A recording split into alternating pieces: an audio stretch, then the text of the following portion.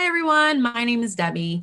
In today's video, I will show you how to use Padlet to support students in understanding a text's organization, specifically chronological order. Students will be sequencing events in a biography and then using the timeline to support them during their discussions and independent work. Let's get started.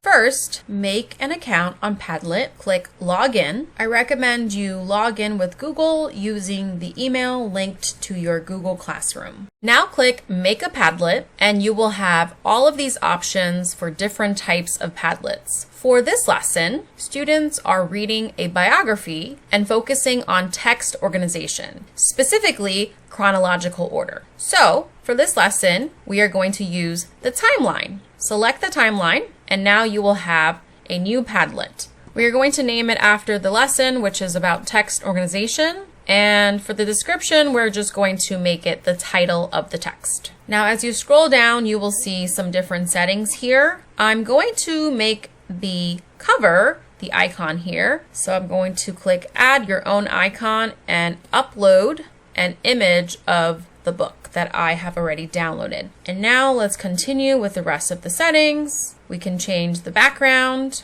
I'm just going to leave it as is. You can change the font. You can change the color scheme. Up to you what you want to do here. For these posting settings, you can have each post be attributed to the specific student. You can allow comments and you can also allow reactions. It is up to you what you want to do for this activity. And then there's also content filtering. So you can make it so that you are approving each of the posts. For now, we'll just leave those as the default. We can always change it later on. Then click Next, and your Padlet is ready for posting. So you can see here, there's an Add Post button on the bottom. So if you click here, you will see that they are adding onto this timeline. So as you are going through this lesson and asking students guiding questions about what is happening in Pele's life, you can add those parts to the Padlet.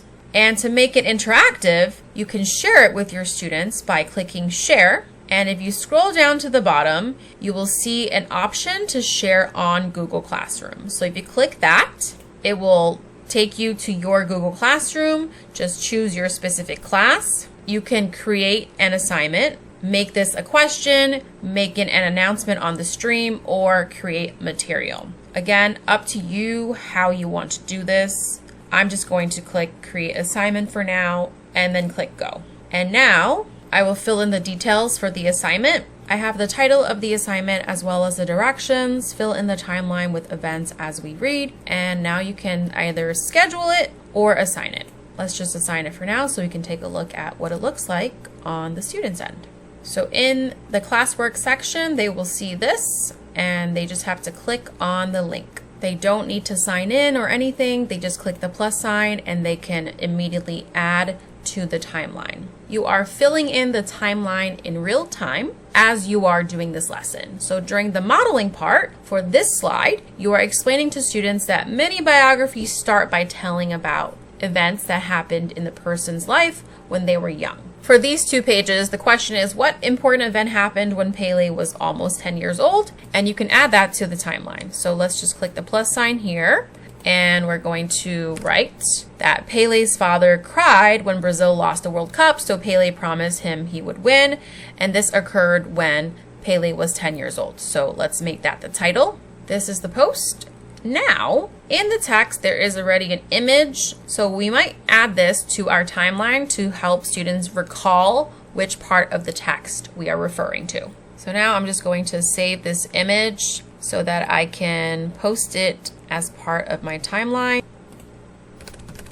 And this is especially important for your students with disabilities who benefit from visual supports. Now I'm going to go back to my timeline, click the upload icon, and I'm going to pick a file from my computer. And now we will have this image attached to this part of the timeline. So let's look at what it looks like on the student's end. So on the student's end, they will see exactly what you posted. They can actually click on the image to make it a little bit bigger. Since you are still modeling, adding events to the timeline and identifying the different events in chronological order. You might not want to share this link yet with your students to prevent them from getting distracted by it and trying to post while you are teaching. Another way to prevent them from posting is when you click share, then click change privacy. On the bottom here, it says visitor permissions, and you can change it to can read only for the time being. Now on the student's end, the plus sign has disappeared, so they cannot post. They can only view what you posted. Once you are ready for students to interact with the timeline, you can change this to can write. Make sure you don't click can edit, because then students will be able to remove other posts. Then save it, and now students will be able to add their posts. So you can ask specific students to share out what events happened for this check for understanding, and then you can have them post, or you can post depending on what would work best for your students. If your students have a hard time with typing, I would recommend you post. So just have these images ready to go so that you can add them as a visual support for your students. Once this entire timeline is filled in, students will be able to see the whole thing, but there's also an option here to download it as an image file or as a PDF if that will work better for your students in terms of viewing it, because this will help them with the independent work part where they have to write a paragraph about key events. So Padlet, specifically this timeline function, is helpful for students because they can visually see the events in order. And this is especially helpful for your students with disabilities who need scaffold and support in sequencing and organization. This is a visual timeline because you are including the images from the text. So students will have visual cues as well as individual events in sequential order or in chronological order. And they can reference this to support them during their independent work. Let's review what I went over in this video. I showed you one of the many features of Padlet, which is the timeline.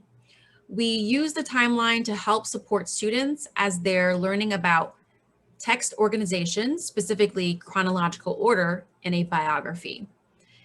Again, you can use Padlet in many different ways. One way is to have students publish their writing on Padlet. Another way is to have students do discussions on Padlet. Students can add visuals as well as comment on their classmates' responses. So Padlet is very versatile, and I hope you find some good use out of this video. Thanks for watching.